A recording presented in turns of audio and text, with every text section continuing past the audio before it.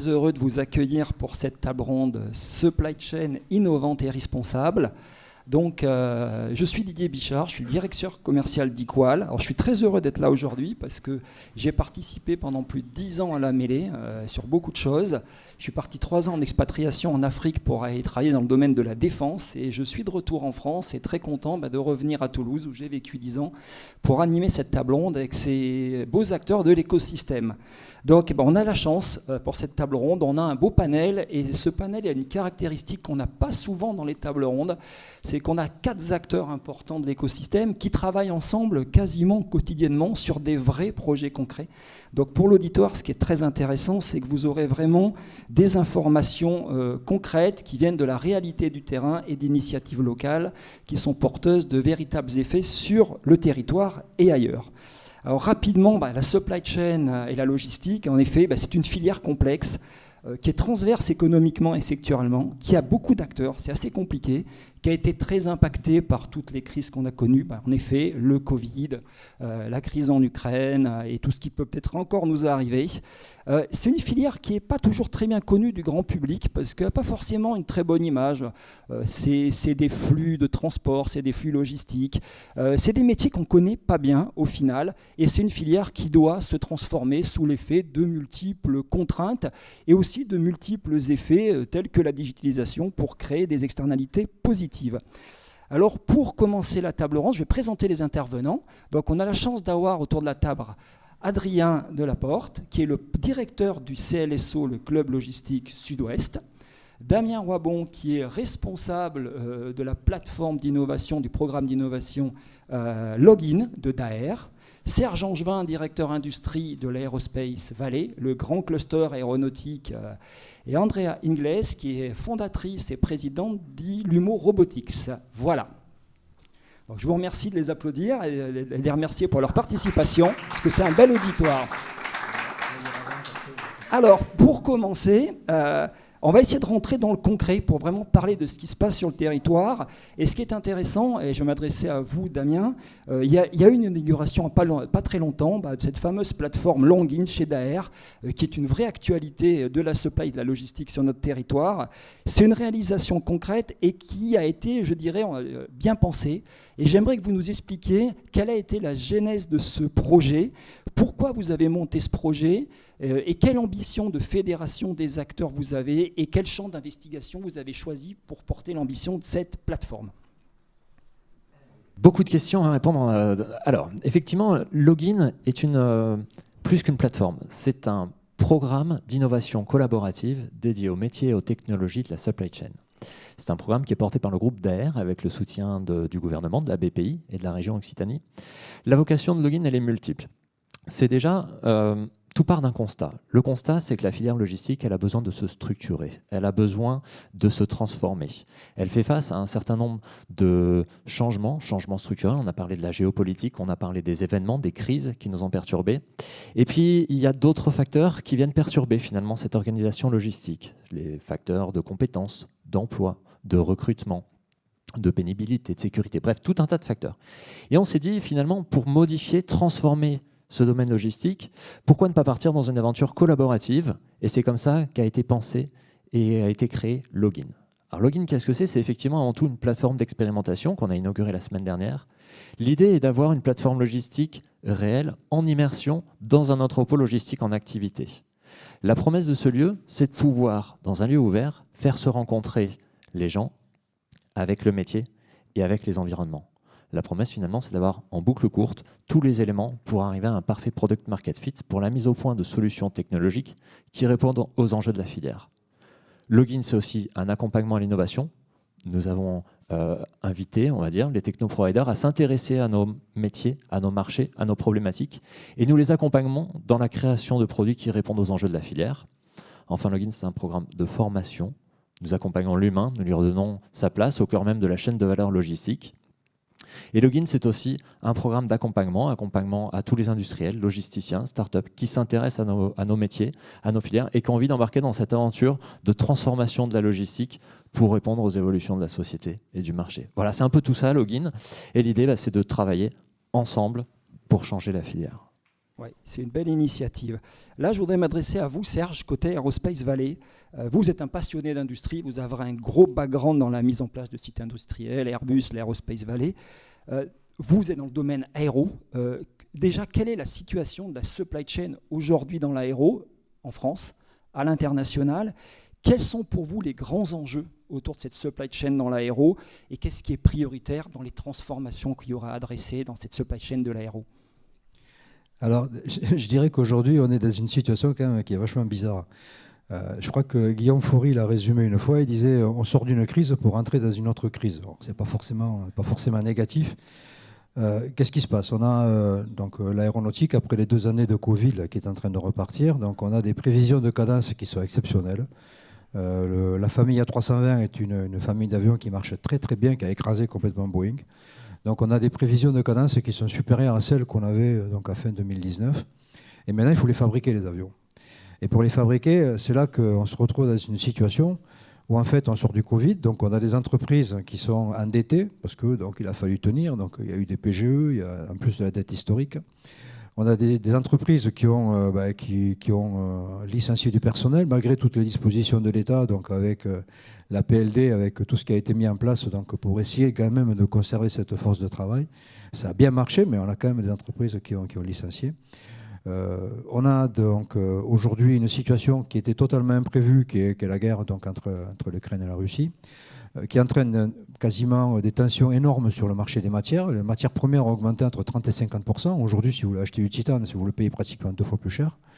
Vous avez l'augmentation des énergies, on la connaît tous, mais aujourd'hui, les entreprises se retrouvent avec des facteurs d'énergie qui sont multipliés par 10, parfois plus. On a également des problèmes d'approvisionnement d'outils industriels, puisqu'il y a des tensions sur les composants électroniques qui viennent de l'époque Covid.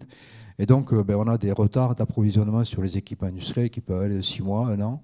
Donc, on a également, et le dernier, ce n'est pas le moindre, c'est un problème sur les tensions humaines. C'est-à-dire qu'en fait, il y a beaucoup de gens qui ont quitté le domaine de l'industrie, qui n'y reviennent pas. Donc, ce n'est pas le big quit à l'américaine, mais ça commence à y ressembler. Et donc, on se retrouve en fait avec un volume d'activité énorme qui est devant nous et une capacité qui est diminuée. Donc ça, déjà, c'est le premier point qui est un peu particulier. Et on verra comment, évidemment, ce qu'on appelle l'industrie du futur, la transformation industrielle, peut peut-être nous aider à surmonter cette situation. Le deuxième facteur, c'est qu'on a donc des consolidations, c'est-à-dire qu'il y a depuis très longtemps, on dit que l'aéronautique ne sont que des petits sous-traitants qui sont morcelés, qui sont divisés, etc. Donc là, on rentre dans un mouvement de consolidation. Mouvement de consolidation, c'est intéressant, mais quand vous adossez un groupe de 1000 personnes à un groupe de 1000 personnes, ça fait 2000 personnes, il va falloir qu'elles apprennent à travailler ensemble, il va falloir que les systèmes deviennent les mêmes, que ce soit commun. Donc, je veux dire que l'association de 1 plus 1, ça ne fait pas nécessairement 2. En termes de capacité, parce que tout ça, il va falloir que ça mette du temps pour se mettre en marche. Donc on est dans une situation effectivement qui est un peu curieuse, donc qui est, je dirais, effectivement, qui risque d'être assez difficile à surmonter. Et c'est là que ce qu'on appelle l'industrie du futur, ça peut ou ne pas aider, c'est-à-dire qu'on est un petit peu à la croisée des chemins, c'est-à-dire on y va, on n'y va pas. Donc il faut mesurer, l'intérêt que ça a pour une entreprise. Une entreprise, c'est fait pour gagner de l'argent, c'est pas fait juste pour appliquer des technologies pour faire joli. Donc il faut regarder qu'est-ce qui va permettre de franchir, cette situation. Donc on a donc l'augmentation de la productivité, ça c'est une nécessité parce qu'on a de plus en plus d'activités, on a des moyens industriels, c'est les mêmes qu'avant, on n'a pas trop envie d'investir parce qu'on ne sait pas trop ce que sera demain quand même. Et puis on a du mal à investir parce que les machines ne rentrent pas, donc c'est-à-dire qu'il faut augmenter sa productivité. Donc toutes les mesures et toute l'intelligence qu'il y a dans la transformation digitale qui permet de capter, de connecter les machines entre elles, de mieux comprendre son système, d'avoir des capteurs partout, de contrôler complètement son organisation à travers du digital pour être capable de réagir très vite. Ce sont des choses qui nous permettent d'aller dans le sens de l'augmentation de la productivité. On a de plus en plus la digitalisation, c'est-à-dire ce qu'on appelait avant le zéro papier, mais le zéro papier, c'était vous scannériser un document, vous le mettez dans un ordinateur. Maintenant, on raisonne plutôt en digital natif, c'est-à-dire qu'on va chercher l'information là où elle est. Ça permet de réduire dans sa structure, donc ça augmente sa compétitivité. On augmente sa compétitivité, on peut aller chercher des marchés. On augmente sa flexibilité, on peut se diversifier.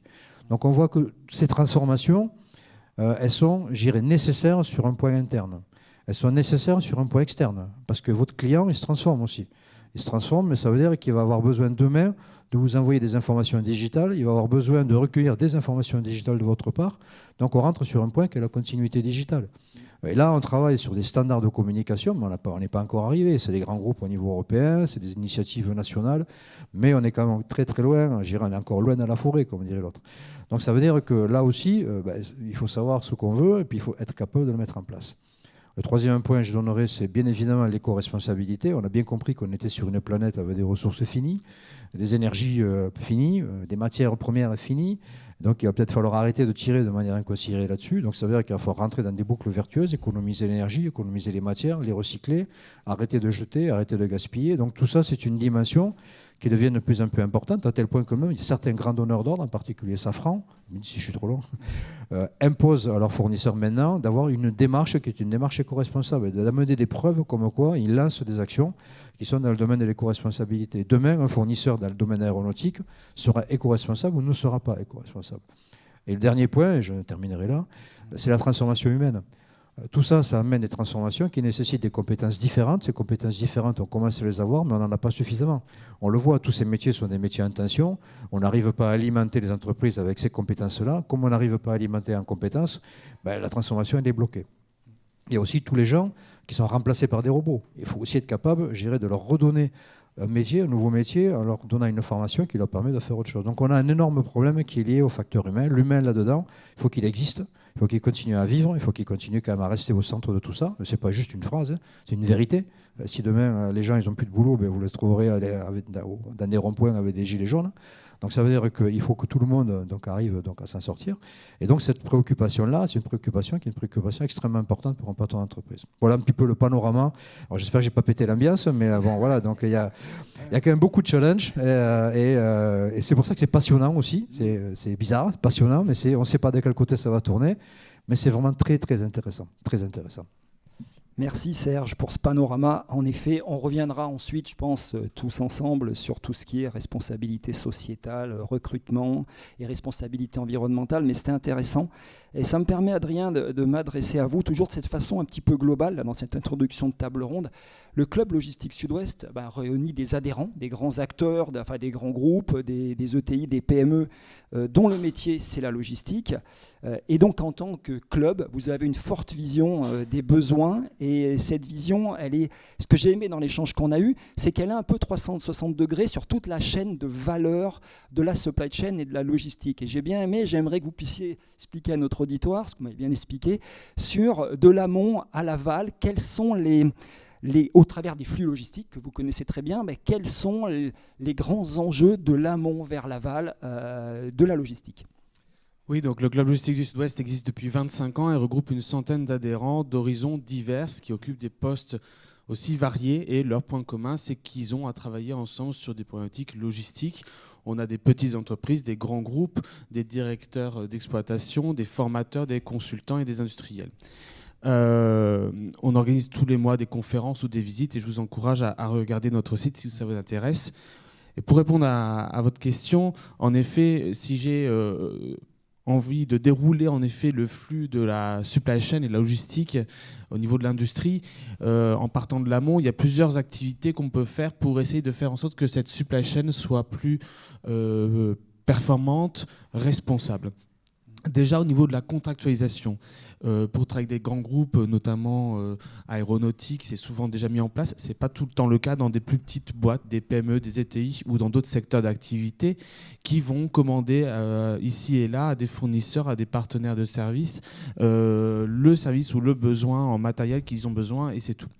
Donc déjà, essayer de travailler avec une approche de partenariat avec ses fournisseurs, avec ses prestataires de services, construire un contrat sur de long terme, c'est un enjeu pour donner de la visibilité en termes d'activité et du coup pour aider ces fournisseurs à dégager des capacités d'investissement et pouvoir vraiment avancer ensemble et innover dans des projets communs. Ça, c'est une première chose qui me semble encore être nécessaire. Il y en a qui le font déjà beaucoup, mais je pense que c'est accentué. Et les différentes crises qu'on a traversées nous donnent ce signal aussi d'aller peut-être plus loin dans certains partenariats et construire ensemble un avenir innovant et responsable. On parlait également d'outils digitaux. Les outils digitaux peuvent aussi permettre, notamment dans la partie du monde du design, aujourd'hui d'éco-concevoir des produits ou des services éco-responsables, prenant en compte toutes les contraintes. On parle également, par exemple, en ce moment de REACH au niveau européen. Ce sont des contraintes très importantes pour supprimer petit à petit toutes les substances nocives dans les produits que l'on fait. Et également, dans les appels d'offres que les grands groupes, et j'espère les PME suivront le mouvement, il est important aussi de remonter le critère quand on sélectionne un fournisseur, au-delà du prix, au-delà de la compétence technique, aussi de remonter cette responsabilité vis-à-vis de l'environnement et de la responsabilité sociétale, de la passer peut-être du 10e rang au 3e rang, voire au 1er rang de critères de choix dans les appels d'offres. Voilà, ça c'est tout ce qu'on peut voir déjà en amont d'activité. Puis après, il y a la partie où on est au cœur de l'industrie, où là il y a énormément de choses à faire, notamment sur la gestion des flux, les flux indoor et outdoor bien sûr, où là il s'agit d'essayer de rassembler sa supply chain, de la rendre peut-être plus proche, plus collaborative, pour mieux maîtriser les risques aussi, parce que c'est vrai que quand on a des fournisseurs ou des filiales à l'autre bout du monde, avec une culture, une géopolitique totalement différente, on a moins de facilité à anticiper les risques et à déclencher des sanctions, à être très très réactif en cas de problème, en cas de conflit, en cas de crise sanitaire. On voit que le rythme, notamment de la crise sanitaire, n'est pas le même qu'on soit en Asie, en Europe ou aux États-Unis. Donc il est essentiel aussi de pouvoir garder une certaine maîtrise des risques de sa supply chain, et certains appellent, et c'est un encouragement aussi peut-être, à relocaliser ou à rapprocher sa chaîne logistique pour mieux maîtriser les enjeux de la filière. Ça, c'est très important. Il y a plein d'autres sujets sur lesquels on pourrait dérouler, mais les entrepôts logistiques en font partie. Il ne faut pas que les entrepôts logistiques soient juste 4 murs et un toit. Aujourd'hui, on a vu des réglementations dans l'activité qui vont encourager les grandes surfaces à s'équiper de panneaux solaires de façon à ce que ces bâtiments ne soient pas seulement des bâtiments neutres ou producteurs de CO2 ou polluants, mais deviennent aussi des bâtiments qui créent de l'énergie. Voilà, donc il y a de multiples conceptions possibles au niveau des bâtiments logistiques qui sont très grands, des très grandes surfaces de bâtiments et de parkings souvent, où il y a des aménagements possibles, que ce soit avec des panneaux photovoltaïques ou d'autres solutions qui permettraient de les rendre plutôt créateurs d'énergie plutôt que consommateurs. Voilà, ça c'est aussi un nouvel aspect à prendre au niveau de la conception de nos bâtiments.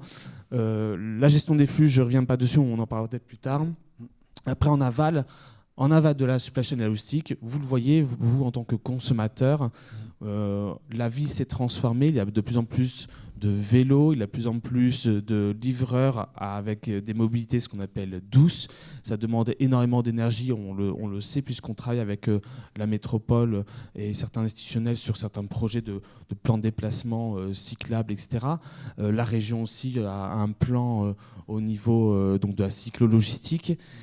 Ça, c'est quelque chose qui s'est accentué pendant la crise. C'est-à-dire que il y a des tendances qu'on avait déjà avant la crise qui ont été accélérées par la crise sanitaire et encore plus par la crise qu'on connaît avec la Russie et l'Ukraine.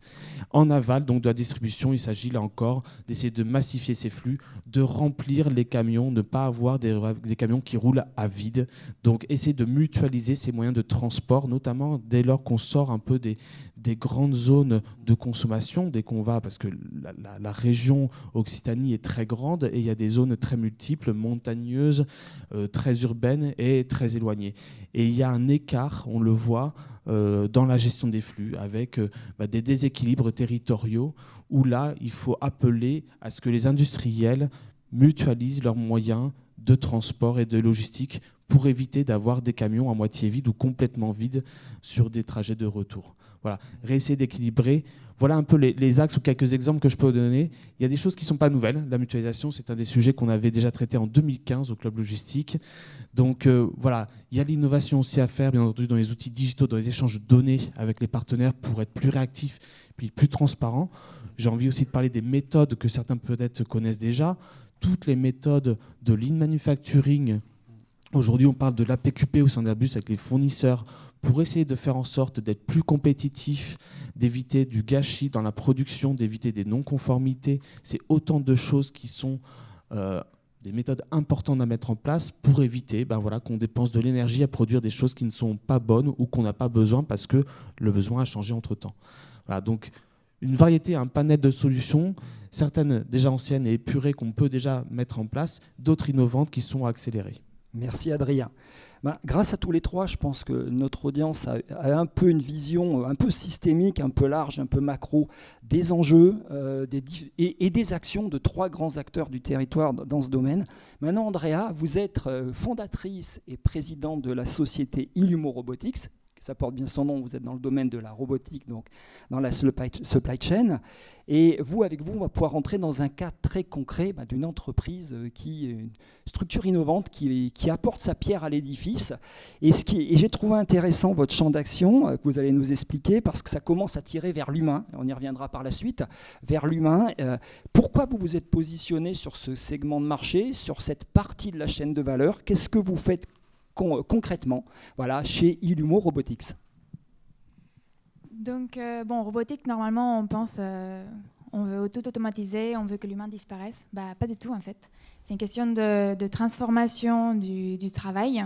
Donc, nous, on l'applique dans la préparation de commandes e-commerce.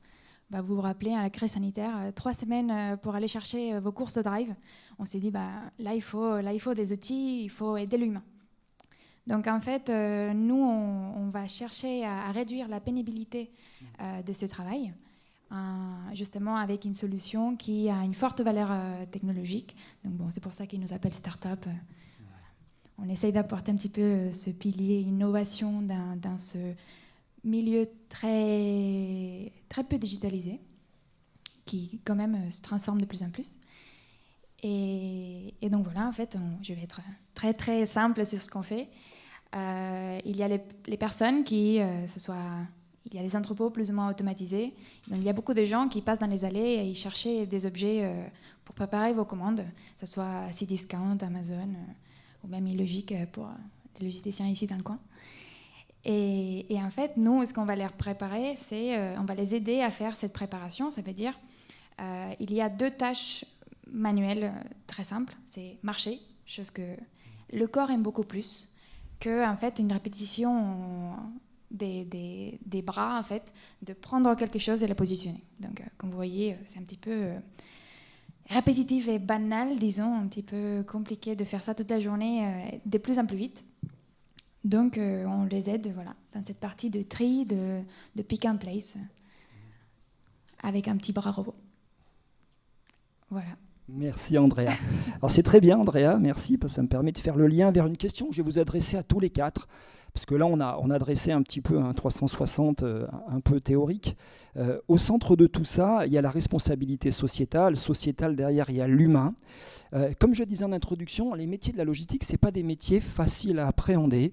C'est souvent des métiers qu'on voit comme de l'intérim, c'est des métiers qu'on peut voir de façon caricaturale comme polluants, comme peut-être qu'avec une faible qualification, pas une bonne attractivité. Vous avez des problèmes de recrutement, comme tout le monde. Beaucoup de contraintes sociales, économiques, technologiques. Il y a en gros des gros changements de paradigme autour de ces métiers. Et moi, ce que j'aimerais voir avec vous, c'est comment vous vivez cette évolution des métiers, comment vous l'accompagnez, comment vous allez gérer ces changements de paradigme. Mais pour dire simple, dans la salle, je vois qu'il y a plein de jeunes personnes. Donc s'ils sont là, c'est que la supply les intéresse. L'évolution de ces métiers, quelle est-elle? Comment vous l'accompagnez? Et puis donner envie à des gens de vous rejoindre dans le domaine de la supply chain. Je donne la parole librement. Qui veut prendre la parole sur ce sujet? Je peux démarrer en fait. Tout à l'heure, j'ai planté un schéma là, qui fait un paysage et qui est un peu nuageux. Mais donc, on amène aussi des solutions. On parlera de Paddock dans la prochaine réunion. Ça, c'est pour vous susciter, pour vous inciter à rester dans la salle. Donc, une de mes collaboratrices parlera de ce qu'est Paddock, donc, qui est la cousine de Login avec Damien. Paddock est dans ce qu'on appelle la maison de la formation Jacqueline Auriol. Jacqueline Auriol, en fait, c'est pas par hasard qu'on l'appelait Jacqueline Auriol, c'est parce que c'est dans un lieu qui est à Montauban où il y a l'Institut Clément Ader, l'IRT Saint-Exupéry, donc on a dit il faut quand même aussi féminiser tout ça, donc en fait c'est devenu Jacqueline Auriol. Et en fait c'est une initiative unique en Europe qui regroupe toute la filière génie mécanique de Toulouse. Donc l'INSA de Toulouse, donc les INSA, les masters de Super Aéro, tous les EUT, licence, maîtrise, l'UPSITEC, donc 1500 étudiants, je vois qu'il y a plein de jeunes dans la salle, dans des locaux tout neufs, avec donc une halle technique de 3000 m² avec des ateliers, avec des machines toutes neuves de commande numérique. Il y a 24 machines qui font rêver des patrons d'entreprise quand on leur fait visiter ça. 15 000 m² de surface éducative. Et tout ça, c'est tourné vers l'industrie du futur. Tout ça, c'est tourné vers la formation des jeunes pour leur expliquer ce que c'est, pour leur montrer ce que c'est et pour les amener vers cette industrie. On a également une halle aéronautique qu'on est en train de monter. Cette halle aéronautique, également, elle est destinée à faire venir les jeunes vers l'industrie. C'est-à-dire, à partir de la 4e, on va faire venir des cars d'étudiants, de scolaires, qui vont venir visiter tout ça, voir ce que c'est un avion, voir ce que c'est un satellite, voir ce que c'est un drone. On a un simulateur de vol. Tout ça, c'est les amener vers l'industrie aéronautique. On leur montrera derrière comment c'est fabriqué avec une usine du futur. Donc c'est faire en sorte de démystifier l'industrie, attirer les jeunes vers l'industrie et les former à l'industrie du futur. Donc la prochaine génération, et moi très franchement, moi je suis plutôt vers la fin de ma carrière, je fais mon devoir de fin d'études comme je dis à ce moment, mais pour les jeunes qui démarrent, cet outil est extraordinaire, ça donne vraiment envie de redevenir étudiant parce que c'est tout neuf. C'est la réunification de tous les moyens pédagogiques de tout un tas d'universités prestigieuses et d'écoles d'ingénieurs de Toulouse prestigieuses qui fait que tout a été remplacé, tout a été rénové, tout a été modernisé. Donc, un centre de réalité virtuelle également qui est en cours de construction. Donc voilà, donc une des réponses qu'on peut apporter à ça, c'est la jeunesse, les jeunes, donc les ingénieurs de demain, les techniciens de demain vont être formés là-dedans pour justement alimenter cette transformation. Et nos plateformes sont des super outils pédagogiques pour ça, pour parler du métier, pour parler de sa réalité, pour parler de comment il s'est transformé, pour parler des opportunités qu'il y a finalement, pour les rendre concrets, les rendre tangibles et les rendre intéressants. Et puis il y a un deuxième aspect derrière, c'est comment on arrive à transformer la place de l'humain au cœur du métier, une fois qu'on a attiré ses talents, quelle place on leur donne.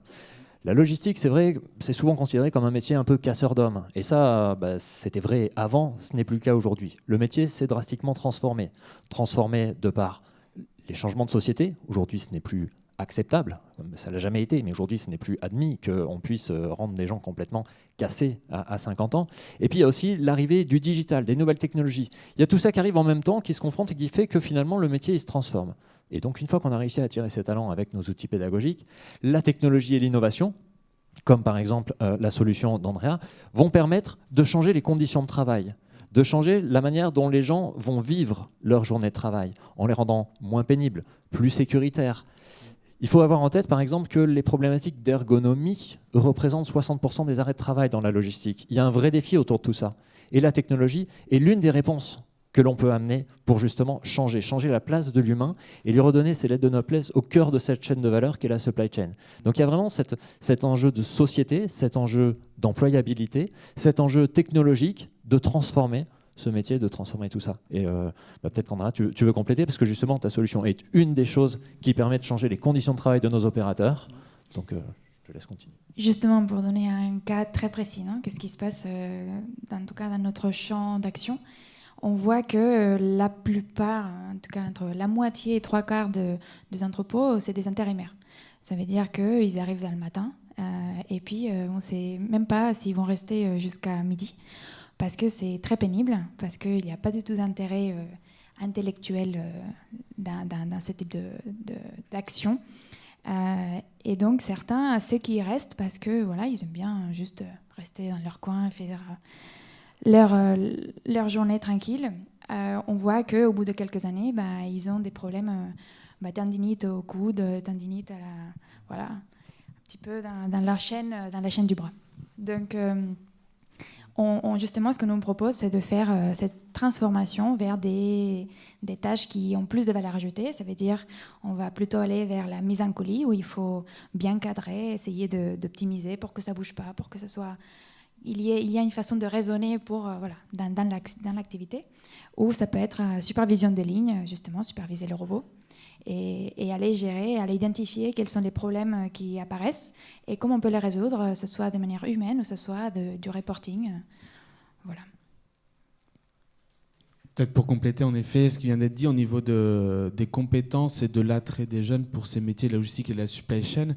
Nous, c'est à la base dans l'ADN de notre club, puisqu'on a été créé il y a 25 ans aux côtés de Promotrans, qui est un organisme de formation des jeunes du bac plus 2 au bac plus 5 en logistique.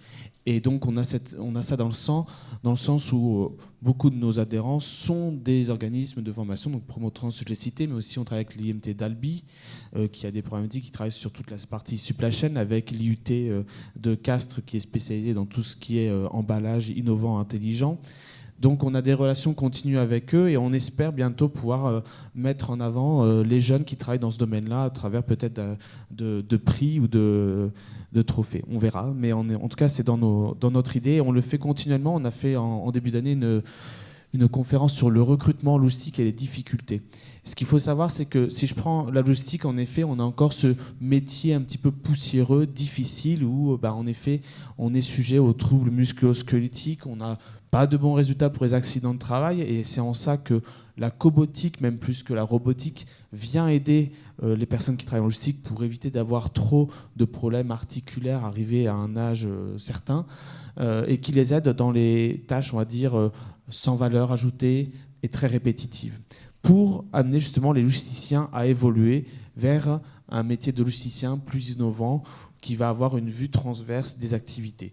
Et ça, c'est un métier qui, de toute façon, moi je travaille dans le domaine depuis 15 ans, était déjà différent, était déjà en train d'évoluer il y a 15 ans avec les EDI, avec l'arrivée de la RFID, des data matrix, etc., et qui aujourd'hui connaît cette vague de digitalisation de manière forte, qu'il a déjà intégrée dans ses outils, et qui va s'accélérer. Et donc le logisticien d'hier n'est pas celui d'aujourd'hui, celui d'aujourd'hui ne sera pas celui de demain. C'est un métier qui évolue en permanence. Juste pour compléter, pour faire une distinction avec la supply chain, qui est l'ensemble des acteurs d'une chaîne de production pour de la matière première au consommateur et même jusqu'à la reverse logistique intégrée derrière. Là, ce qui est important avant tout, c'est la communication et le savoir-être. On a beau avoir toutes les compétences, toutes les formations dans ce domaine, c'est important, c'est une base, mais on se trouve aux interfaces clés d'une chaîne de valeur. Donc si on ne sait pas bien communiquer avec nos fournisseurs ou avec nos clients, si on ne sait pas comment essayer de faire les liens entre les différents acteurs pour que tout aille bien et mettre de l'huile dans les rouages, qu'on n'a pas ce savoir-être là et cet aspect de communication qui est essentiel dans nos métiers, on perd quelque chose. Voilà. Donc j'ai envie de dire aux jeunes qui sont aujourd'hui énormément dans la communication, à travers les réseaux, qui se cherchent un peu, le métier de la supply chain est un métier où vous ne vous ennuierez jamais, il n'y a pas de routine, chaque jour est différent, et il y a vraiment un aspect à avoir à 360 degrés pour essayer de faire le lien entre tous les acteurs de la chaîne de valeur. Merci. Je voudrais juste compléter mon propos, merci. Le pôle Aerospace Valley est très dynamique dans le domaine d'amener des solutions pour les industriels, et notamment dans le sujet des compétences. J'ai parlé de PADOC qui est au sein de la MFJA sur Toulouse, mais on a également monté une autre aventure sur Bordeaux, qui est au sein de l'école des arts et métiers, donc à Talence, et on a monté ce qu'on appelle Practice 4.0, donc je pense que ça peut être intéressant. Si vous allez sur Bordeaux, vous pouvez aller le visiter, qui est un démonstrateur qui est pour les industriels, donc toutes les solutions technologiques de l'industrie future qui sont à l'intérieur de ce démonstrateur, et c'est également pour les élèves ingénieurs de l'ENSAM, qui leur permet de faire dessus des masters, des travaux pratiques, même jusqu'à des thèses de doctorat. Donc c'est ce mélange vraiment dès le départ de l'industrie du futur et de l'enseignement pour préparer la génération qui va alimenter nos entreprises. Voilà, je voulais souligner mes copains bordelais, Nouvelle-Aquitaine, avec cette initiative. Merci. Alors, on a parlé responsabilité sociétale, il y a une autre facette qui est importante dans la responsabilité et qui est liée à l'innovation, c'est la thématique de la table ronde, c'est la responsabilité environnementale. On en a parlé tout à l'heure. Et quand on parle responsabilité environnementale, sobriété, énergie, on pense souvent de technologie, alors à tort ou à raison, je pense que c'est quelquefois un peu un fantasme. C'est du digital ou pas du digital. Et en effet, la supply et la logistique, ça touche à plein de choses. Ça touche au flux, ça touche aux bâtiments, ça touche aux véhicules, ça touche au transport. Ça impacte les modalités de transport sur un territoire donné. C'est le cas de Toulouse Métropole. Et on rejoint aussi l'attractivité des métiers, parce que les gens iront vers des filières qui sont vertueuses. Donc aujourd'hui, de votre point de vue à tous les quatre, qu'est-ce que vous mettez en place qui marche et qui est porteur de valeur pour votre filière et donne envie de vous rejoindre dans cette belle filière? Alors, l'aspect éco-responsabilité, c'est effectivement un des enjeux clés. Hein.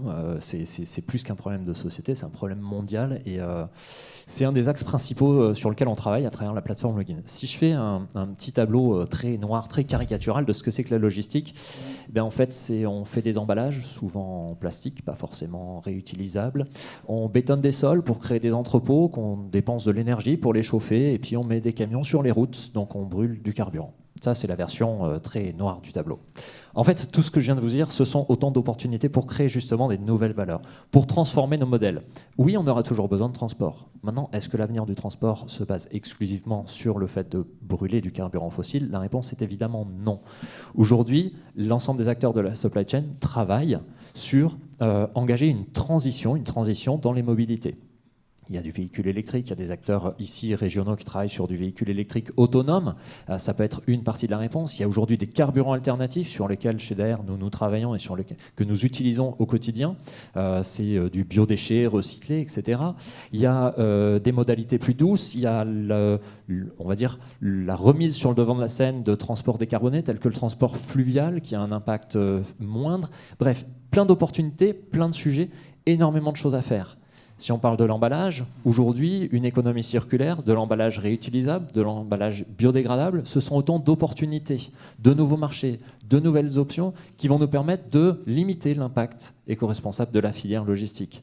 On parlait du bâtiment, la bétonisation des sols. Adrien a parlé de ces bâtiments avec viser une énergie positive sur les bâtiments. C'est vrai, on a des grandes surfaces de toiture qui nous permettent d'exploiter du solaire, des grandes surfaces qui nous permettent de récupérer de l'eau de pluie, des grandes surfaces de parking avec des ombrières qui nous permettent également de générer de la valeur. Mais le digital est aussi un des outils qui nous permet de transformer cet aspect-là. En créant des jumeaux numériques du bâtiment, on permet d'avoir une meilleure perception, une meilleure connaissance de nos dépenses énergétiques. Et de facto, on va pouvoir travailler sur les leviers qui vont nous permettre de diminuer ça. Bref, ce qu'on pourrait voir comme un tableau très noir de la logistique, finalement, avec son impact, c'est une source énorme d'opportunités sur laquelle nous, acteurs de la logistique, on réfléchit et sur laquelle on s'associe avec des fournisseurs de technologies et vers lesquels on essaie d'attirer également les startups pour nous dire il y a plein d'opportunités, il y a vraiment plein de choses à faire, on doit le faire, faisons-le par conviction plutôt que par obligation, puisque de toute façon, c'est de notre responsabilité, donc allons-y, voilà, c'est vraiment un enjeu phare. On a fait avec la région, on a fait plusieurs centaines de diagnostics auprès des entreprises du territoire pour comprendre quelles étaient leurs préoccupations. Pour être honnête, l'éco-responsabilité, ce n'est pas leur première préoccupation. Donc, sur le plan opérationnel, parce que les entreprises, donc, elles sont dans une situation que j'ai décrite tout à l'heure, elles ont besoin d'avoir des marchés, elles ont besoin d'avoir de la compétitivité, et rajouter des dépenses avec des retours sur investissement qui sont relativement éloignés, ce n'est pas forcément dans leur ADN immédiat. Donc, même tout le monde essaye, mais je dirais que l'institutionnaliser, c'est compliqué. C'est pour ça que certains grands donneurs d'ordre, je dirais, ont tendance un petit peu à forcer la main, à l'imposer en disant si vous ne faites pas, vous ne serez plus chez nous. Donc ça veut dire que c'est essayer de les amener dans cette direction-là, c'est assez compliqué. Je crois qu'un des grands combats, au-delà de ce que vient de dire Damien, c'est l'éco-conception. L'éco-conception, c'est concevoir des produits dont on sait très bien que quand on va arriver au démantèlement du produit, on va recycler 90, 95, voire même 100% des composants de ce produit-là. Ça, c'est la solution pour arrêter de tirer sur les ressources de la Terre, c'est la solution pour arrêter de jeter, arrêter de se retrouver dans des situations où on ne sait pas quoi faire de nos déchets. Donc, je crois qu'on a une responsabilité sociétale très forte qui est dans ce domaine-là. Encore faut-il que on résolve également le problème des énergies, parce que recycler, ça consomme énormément d'énergie, plus que d'extraire. Et donc, il va falloir quand même qu'on ait des énergies disponibles pour le faire. Donc, je crois qu'on a un grand axe là qui est demain, encore une fois, demain. Donc, demain, c'est demain avec les jeunes qui se forment à ces technologies. Demain, c'est avec, j'espère, des produits qui seront des produits éco-responsables, qu'on pourra reconditionner entièrement. Et on a cette zone de transition qui est que il va falloir amener les entreprises à être de plus en plus économes. Alors, d'une certaine manière, le renchérissement des coûts de l'énergie, c'est, comme on l'appelle, c'est plutôt c'est dur, mais ça peut être considéré aussi comme une opportunité parce que ça oblige les gens à économiser l'énergie. Donc, la gestion de la lumière, la gestion des énergies, gestion du chauffage, gestion des eaux, gestion de toutes les énergies qu'on consomme. Donc, on est obligé de les économiser pour économiser de l'argent. Donc, c'est vertueux, mais contraint. Mais bon, voilà. Donc, je pense qu'il faut aussi regarder demain. Et demain, c'est des produits qui seront entièrement recyclables. Et c'est ça qu'il nous faut. Justement, pour ressortir un petit peu les différents sujets qui sont sortis, je pense que là, actuellement, une start-up, c'est un des moments plus difficiles de ressortir un produit parce qu'il y a beaucoup de ces demandes, en fait. Donc, il faut qu'on gagne de l'argent en productivité ou en rentabilité globale. Il faut, en fait, justement, qu'on soit éco-responsable. Il faut qu'il y ait un impact positif sur l'environnement et sociétal. Et donc, justement, là, par exemple, on parlait de toute la partie reverse logistique, justement sur tout ce qui est aussi réduction d'emballage. Donc, nous, c'est justement une des directions vers laquelle on va. C'est pas tout à fait évident pour une petite entreprise aborder autant de sujets, mais effectivement, voilà, préparer, par exemple, la préparation dans les bacs permet de traiter des produits qui sont pas emballés. Donc ça, c'est tout un défi technologique et donc justement allier l'innovation technologique à ces défis-là. Donc pas l'innovation pour juste faire joujou, mais avec le digital, mais vraiment pour résoudre ces contraintes et ces ambitions sociétales. Oui, juste pour compléter aussi ce qui vient d'être dit, au niveau, donc, il y a deux aspects pour moi importants. Il y a ce que les professionnels logistiques et de la supply chain peuvent faire et aussi ce que nous, chacun d'entre nous en tant que consommateurs, pouvons faire. Ça, c'est important de le savoir. C'est-à-dire que les industries, ce qu'elles développent, ce qu'elles mettent en place, c'est aussi pour répondre à nos besoins. Donc la première pierre, elle est là, c'est nous en tant que consommateurs, qu'est-ce qu'on regarde quand on a besoin d'un service ou quand on achète un produit. Voilà. Donc il faut bien qu'on ait ça en tête si on veut respecter l'environnement aussi, de s'orienter vers des solutions qui nous semblent être les meilleures. C'est vrai qu'il y a une différence de prix souvent, mais voilà, il faut bien avoir en tête ses propres critères et essayer de les respecter avant de demander aux entreprises qui, elles, font leur maximum pour nous livrer les colis à l'heure, pour fabriquer des produits éco-conçus et respectueux des normes environnementales. Il faut bien déjà se remettre en question. Ça, c'est la première chose. Sur la logistique, maintenant, il y a des choses qui existent depuis longtemps et qui continuent à être performées et à être changées et à évoluer. On a des logiciels de gestion de flotte de transport, ce qu'on appelle les Transport Management Systems, les TMS. On a également la même chose pour les entrepôts, les WMS. Tout ça contribue à optimiser les flux et à optimiser les surfaces de stockage. Donc c'est pour éviter d'avoir des entrepôts vides. Parce qu'aujourd'hui, il ne faut pas l'ignorer, il y a des surfaces industrielles, des usines ou des entrepôts qui sont vides, qui sont en attente d'être reloués, d'être revendus, d'être en travaux pour être mis aux normes d'isolation, etc. Et tout ce parc immobilier qui n'est pas utilisé, aujourd'hui, il est important de l'optimiser. Voilà. Après, pour revenir aussi à la conception, on parlait d'éco-conception des produits, c'est aussi l'éco-conception des bâtiments et aussi leur densification. Pour éviter de manger sur des surfaces agricoles, tu le disais tout à l'heure Damien, il y a des solutions où il y a des prestataires logistiques intégrés qui vont, au-delà d'exploiter votre entrepôt, qui vont eux-mêmes le concevoir pour vous en fonction de vos flux, en fonction de la typologie de vos produits, en fonction du nombre de mouvements logistiques que vous avez au quotidien. Et ça, c'est important de le concevoir dès le début pour éviter d'avoir ce phénomène d'étalement urbain, d'étalement des activités logistiques également, et donc d'avoir des entrepôts vraiment optimisés. Alors souvent, du coup, on parle de certaines grandeurs, des bâtiments du coup qui montent en hauteur, mécanisés, et voilà, on n'est plus dans les entrepôts qui s'étalent sur des hectares et des hectares de champs qui du coup ne sont plus voués à être exploités par les agriculteurs, par exemple. L'autre chose également, par exemple, un exemple qui me vient, que j'ai vu à 2 reprises lors des dernières visites qu'on a fait avec le club, on a vu chez Cdiscount, mais aussi chez Brico Privé, donc des acteurs du e-commerce, des solutions permettant d'optimiser l'emballage. Alors déjà avec des emballages recyclables ou pour certains même biodégradables. Donc déjà c'est autre chose que ce qui se faisait à l'époque avec beaucoup de plastique. Et en plus des machines qui vont venir couper et tailler sur mesure l'emballage nécessaire au colis qu'on est en train de préparer. Quel que soit, il n'y a pas de format où on vient dire bon ben voilà, il y a 3 tailles de carton et qu'on envoie une calculatrice ou qu'on envoie 10 livres ou je ne sais combien d'autres produits, et ben va falloir compléter par du bourrage de papier bulle ou de papier plastique. Ça commence à disparaître et heureusement et à être remplacé par des automates qui vont couper sur mesure et uniquement ce dont on a besoin pour emballer les colis. Voilà. Donc on continue, les logisticiens continuent d'innover, les transporteurs aussi. Je me permets de faire un clin d'œil sur le transport, même si ce n'est pas la majeure partie de nos adhérents. C'est les premiers qui vont être confrontés dans les grandes villes aux ZFE.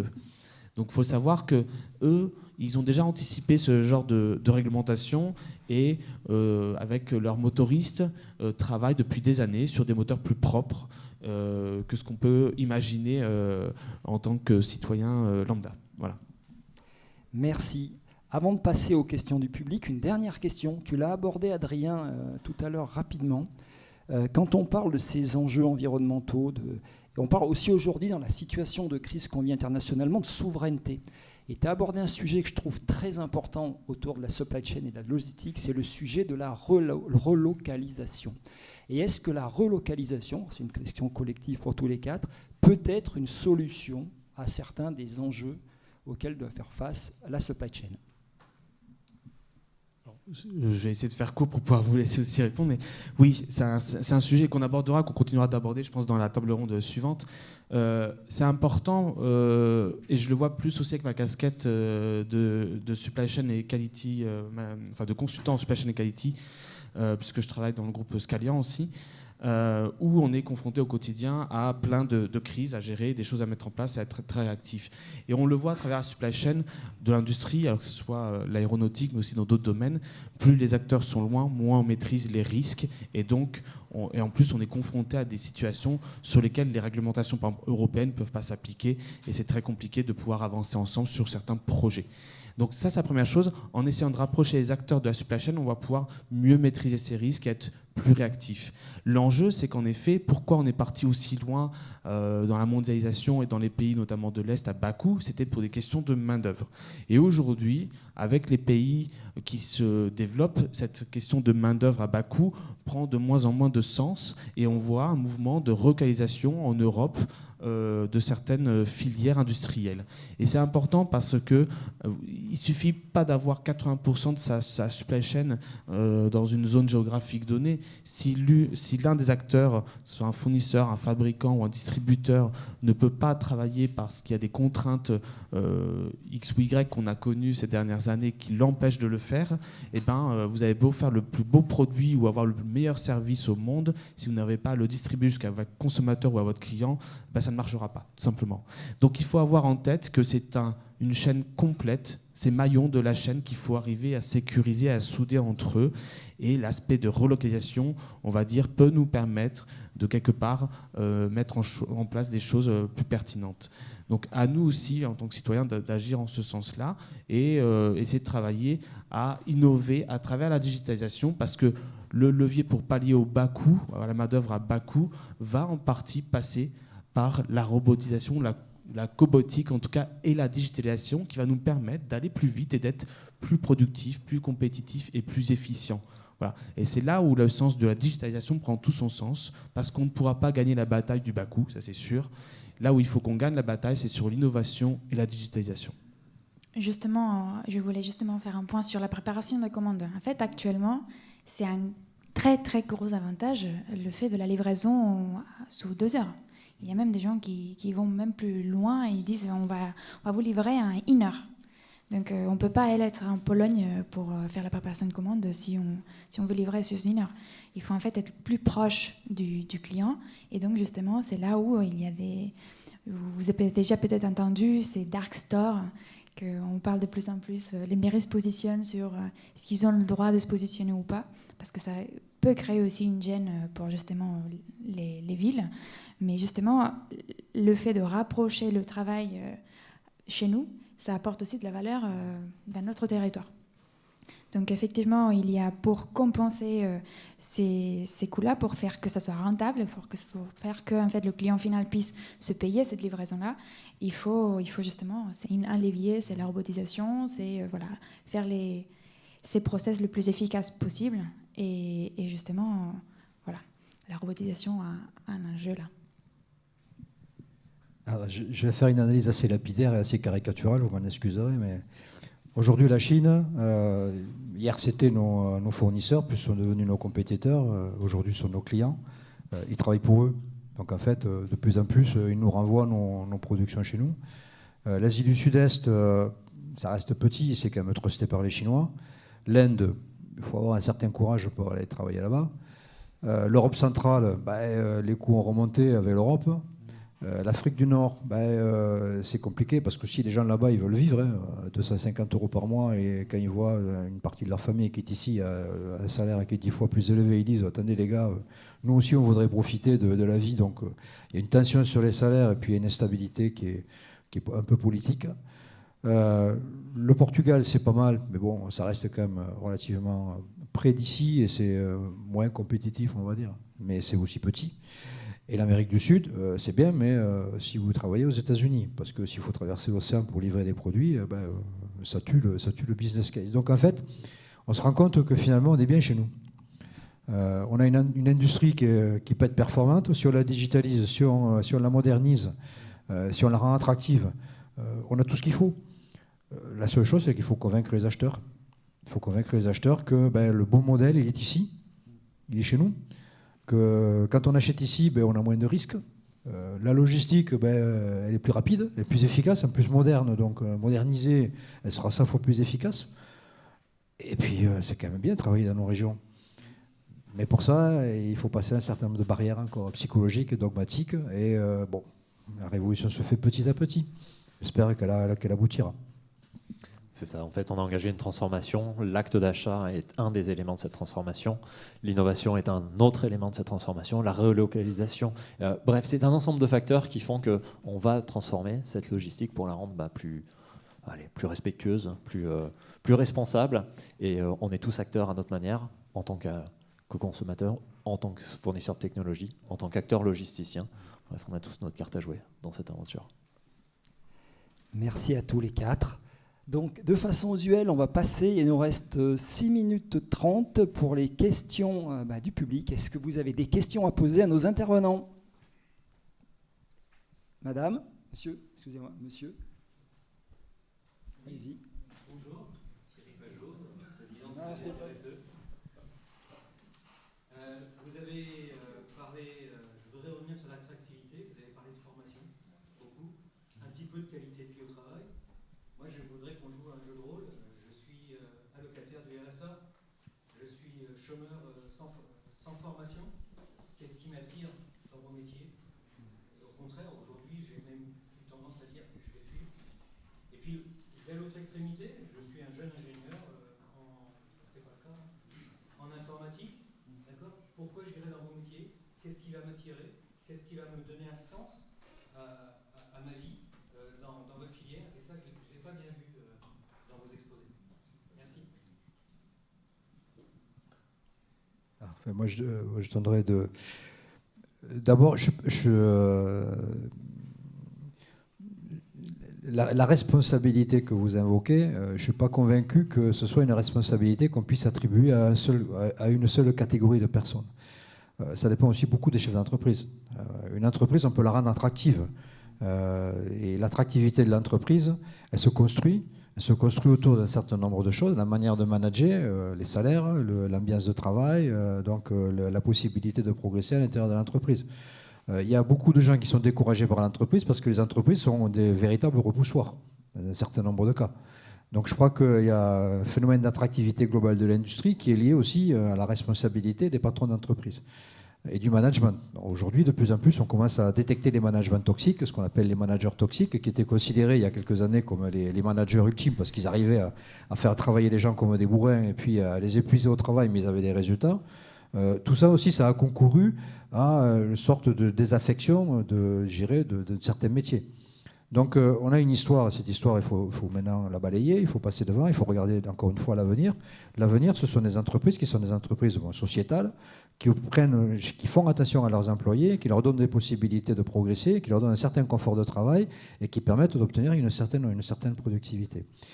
Ensuite, on a les jeunes. Donc, vous citiez les jeunes qui sont en échec scolaire, qui sont dans des situations qui n'ont pas accès, à des études. Dans l'exemple que j'ai cité, ce qu'on cherche à faire, nous, c'est à attirer les jeunes justement vers cette industrie.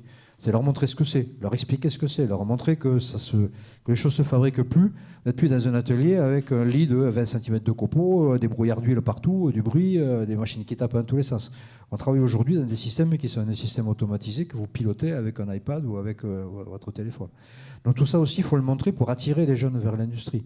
Après le reste, donc les personnes qui sont dans des situations de RSA ou qui sont dans des situations de grande précarité, moi, je ne peux pas amener des solutions à ça. Il y a quand même un modèle social donc, sur lequel on s'appuie.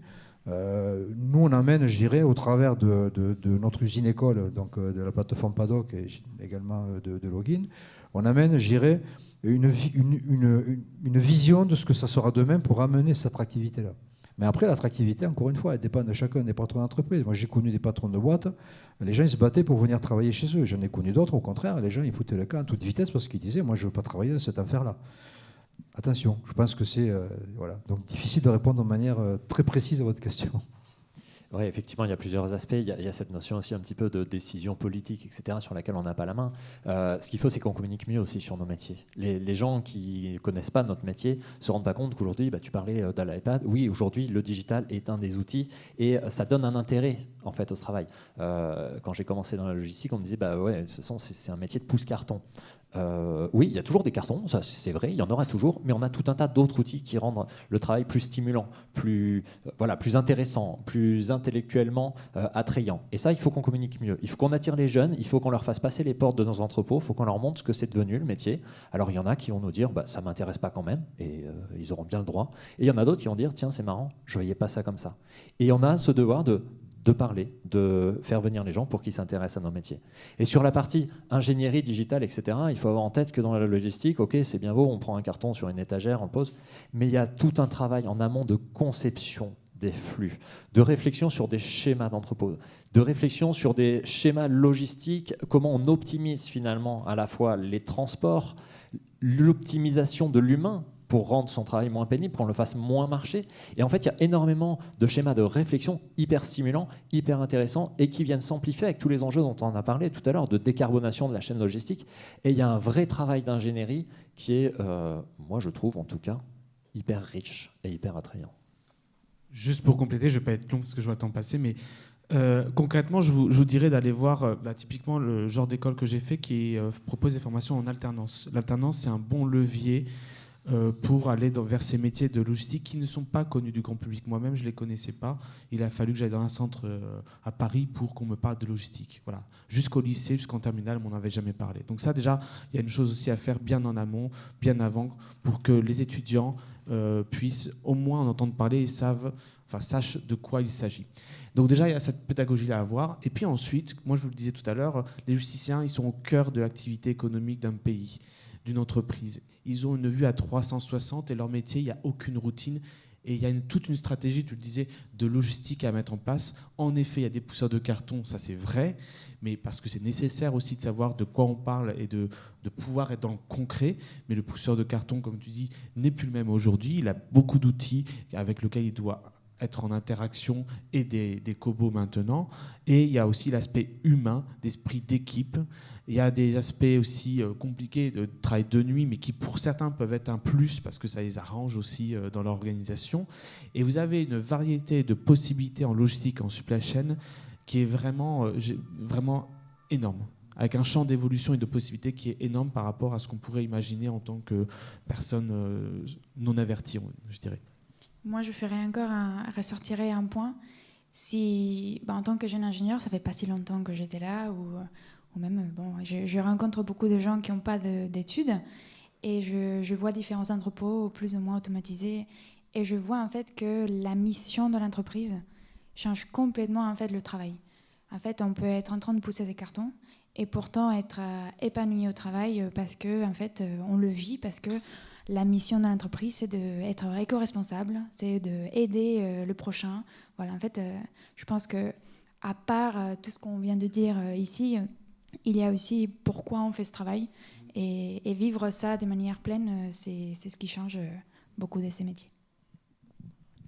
Merci à tous les quatre. On va malheureusement devoir interrompre. L'heure est arrivée. On doit laisser la place à d'autres intervenants. Je vous remercie d'applaudir nos 4 intervenants qui nous ont vraiment éclairés sur le sujet. Merci à tous.